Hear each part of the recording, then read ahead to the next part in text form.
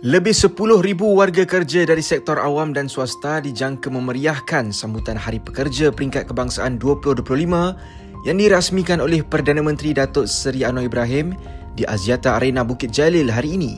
Bertemakan pekerja kesuma bangsa, sambutan tahun ini menzahirkan pengiktirafan terhadap peranan penting pekerja sebagai tulang belakang negara. Pada majlis itu, Perdana Menteri telah menyampaikan amanat khas selain melancarkan inisiatif kad pekerja madani dan aplikasi telefon pintar My Future Jobs.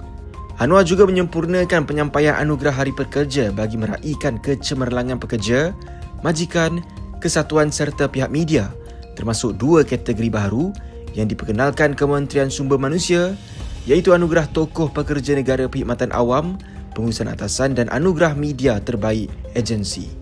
Sempena sambutan itu, pelbagai program turut diadakan, antaranya sesi ceramah ringkas, larian Hari Pekerja, forum perdana ehwal Islam dan Karnival Kerjaya yang menawarkan lebih 10,000 peluang pekerjaan yang berlangsung sejak Isnin lepas.